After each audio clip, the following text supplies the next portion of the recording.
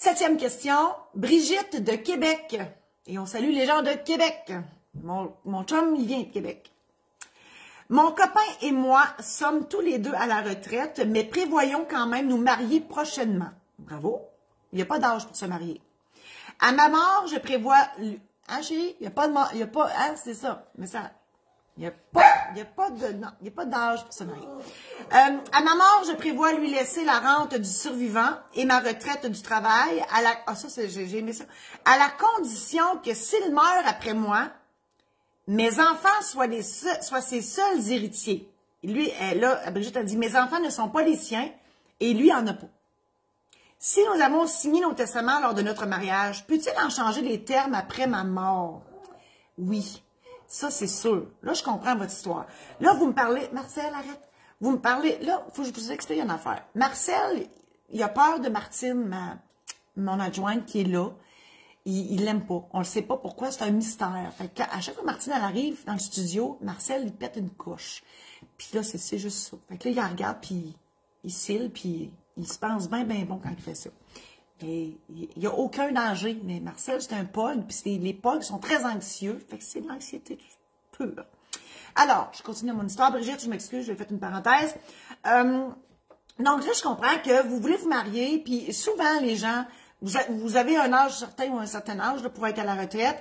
Et les retraités ou les futurs retraités, vous voulez souvent vous marier pour être sûr que le fonds de pension puis la rente de survivant, rigidité rente, etc., ça l'aille à votre conjoint ou votre conjointe. Vous n'avez pas besoin de vous marier pour ça. Ça y va automatiquement. OK? Parce que pour l'application de ces lois-là, vous êtes considéré comme marié. Et donc, le conjoint ou la conjointe survivante aura le fonds de pension et la rente, la rigidité rente. Mais vous pouvez vous marier quand même, là. Moi, j'aime ça. Je célèbre ça, mon mariage, n'importe où au Québec. Je capote, j'aime ça énormément.